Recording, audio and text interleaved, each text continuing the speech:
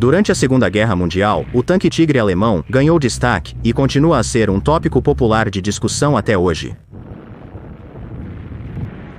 O Tigre é um dos tanques mais admirados da guerra e da história dos tanques. A máquina de propaganda incansável de Joseph Goebbels foi crucial para glorificar o Tigre. Ases dos tanques como Michael Wittmann ganharam destaque e foram amplamente homenageados por seus feitos no campo de batalha. Embora algumas interpretações modernas retratem o Tigre como uma arma maravilhosa semi-mítica, suas avaliações contemporâneas eram bem mais modestas. Vejamos as conclusões dos especialistas britânicos que analisaram este tanque e as contramedidas projetadas para combatê-lo.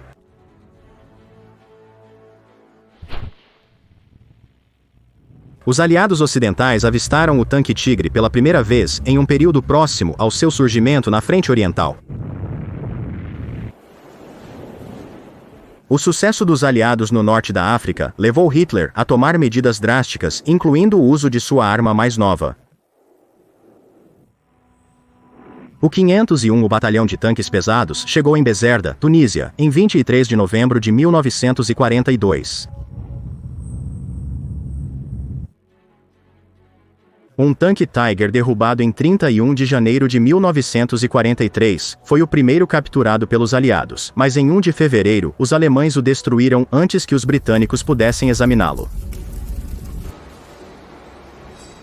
Segundo uma publicação de 11 de fevereiro na revista Tactical and Technical Trends, o inimigo desenvolveu um novo 50 toneladas, com um 88 mm e blindagem de 80-100 mm. Este tanque era conhecido como Mark VI, ou Panzerkampfwagen VI. Logo depois, surgiu uma oportunidade de aprender mais sobre o Tiger. Em 26 de fevereiro, a Operação Ochsenkopf, outra ofensiva alemã, foi lançada na direção de Seade Ensor.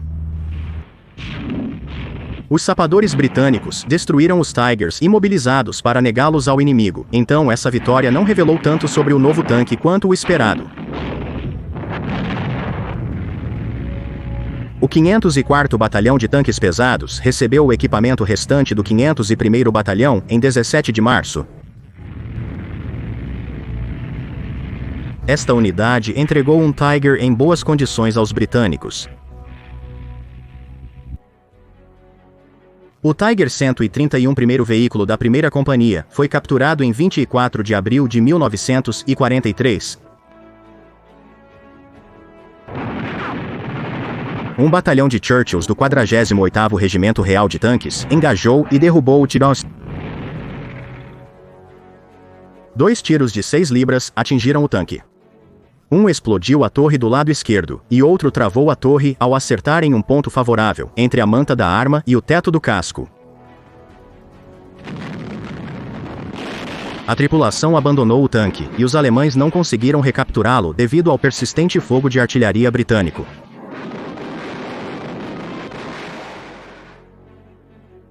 O tanque não estava em condições ideais, mas ainda era um item muito útil para estudo, melhor que destroços de campos minados. Além disso, havia tigres debilitados o bastante para que pudessem voltar à ação. Winston Churchill e o rei George VI viram o tanque antes de ser enviado à Escola de Tecnologia de Tanques para mais estudos. Antes do envio do tanque para a Grã-Bretanha, uma análise detalhada foi realizada. Como não havia meios para pesá-lo com precisão na Tunísia, seu peso foi estimado em 56 a 60 toneladas. A armadura frontal tinha até 102 mm, com os lados de até 82 mm de espessura. O manto fundido tinha uma forma complicada, com espessuras de até 150 mm perto da abertura da mira do canhão, e até 205 mm perto do canhão. Esta foi a primeira avaliação da velocidade do tanque em movimento.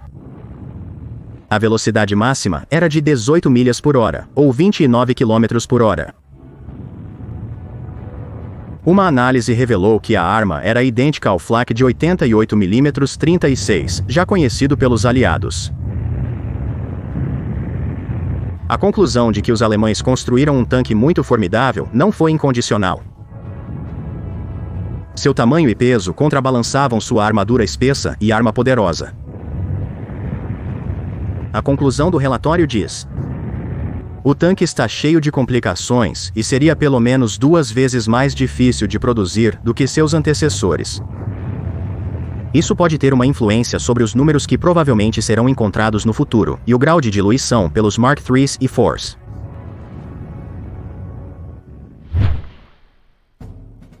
Os tanques restantes na Tunísia também foram bem aproveitados.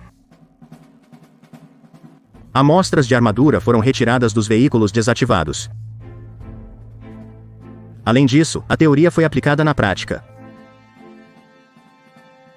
Um tanque quase intacto foi encontrado em um campo minado no Hunts Gap. Vestígios de um pequeno incêndio foram detectados no chão do tanque, mas especialistas determinaram que a armadura não foi enfraquecida. Os engenheiros limparam o campo minado em um raio de 100 jardas ao redor do tanque, permitindo que os tanques atirassem sem precisar se reposicionar, o que seria perigoso. De 100 jardas, um tanque Sherman disparando um M60 e um Armor Piercing Capped Ballistic Cap de 75 mm penetrou a armadura lateral inferior de 62 mm a 30 graus.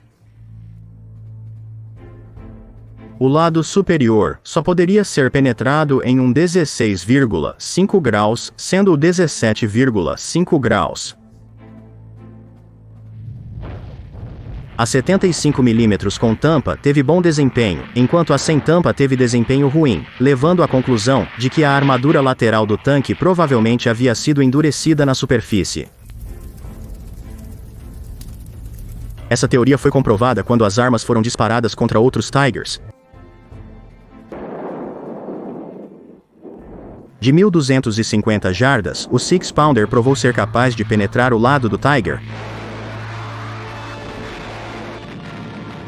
Registros de combate mostram um Six Pounder penetrando a 600 jardas de distância, a 30 graus. A 961,4 metros, a 82 mm a 20 graus poderia ser penetrada. Nem mesmo a placa frontal do Tiger era imune. A placa de 102 mm de espessura, inclinada a 10 graus, era penetrada a partir de 650 jardas, enquanto a frente inferior inclinada a 20 graus não era. Porém, uma rachadura surgiu após alguns acertos de 273,4 metros. Uma arma de 2 libras penetrou a armadura lateral inferior. O Two Pounder só perfurava a armadura lateral se acertasse longe das rodas.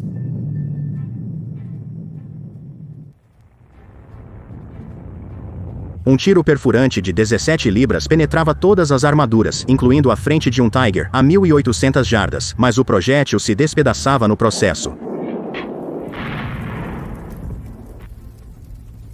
Os testes confirmaram as hipóteses iniciais.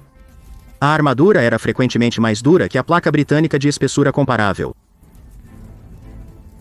A armadura alemã teve desempenho ligeiramente melhor que a britânica em algumas situações, mas em muitos casos foi muito pior. Rachaduras e lascas acompanhavam as penetrações. Além disso, a inteligência britânica aprendeu detalhes sobre a aplicação tática dos Tigers. Tanques Tiger foram relatados sendo usados como artilharia móvel para apoiar veículos mais leves, possivelmente através de fogo indireto ou de posições com cascos para baixo. Cerca de 20 Tigers compunham um batalhão com os demais tanques médios. O uso bem-sucedido do Tiger em terrenos difíceis exigia um reconhecimento cuidadoso devido ao seu enorme tamanho e peso. As forças alemãs no norte da África se renderam, e especialistas aliados estudaram os Tigers capturados.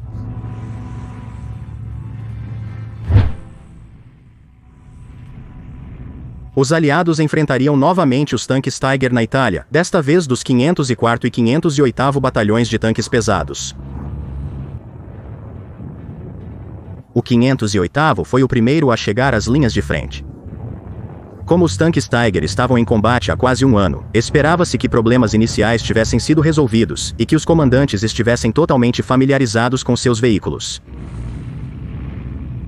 A realidade estava distante do ideal. 60% dos tanques Tiger enviados para a Itália quebraram a caminho da frente, e um deles pegou fogo enquanto era empurrado. Os Tigers que chegaram à linha de frente lutaram em 16 de fevereiro de 1944, mas foram derrotados pelas defesas aliadas. O terreno pantanoso limitava-os às estradas, onde os tanques estavam expostos a aeronaves, artilharia, mentes. Os alemães não puderam remover tanques presos ou danificados usando semi-reboques de engenharia, não blindados, devido ao constante fogo de artilharia. Após falharem em empurrar os aliados de volta para o mar, os Tigres retornaram a Roma. Até 1º de março, apenas 12 dos 45 tanques iniciais ainda estavam em uso. Instruções alemãs capturadas indicavam que a perda de um tanque Tigre não era incomum.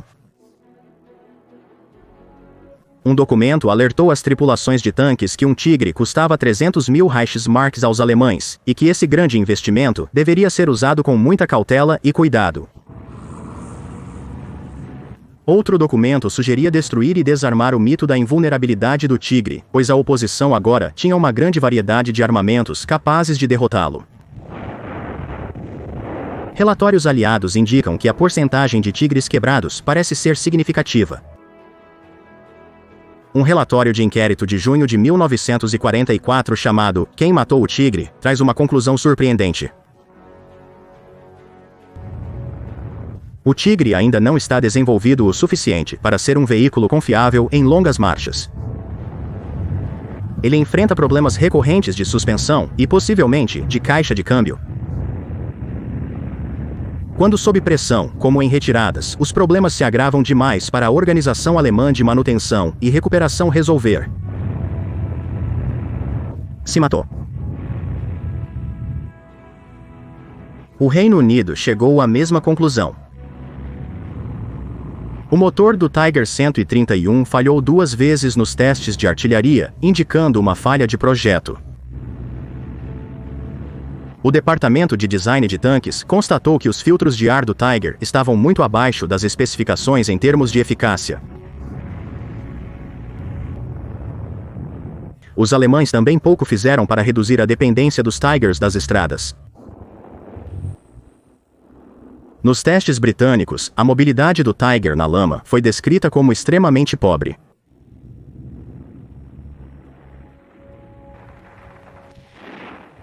Com essa informação, não surpreende que a crença de que os tanques Sherman com canhões de 75 mm poderiam vencer a guerra fosse tão difundida. Em condições ideais, o Tiger era um adversário temível, mas era escasso, e suas fileiras ainda mais reduzidas pela baixa confiabilidade e mobilidade.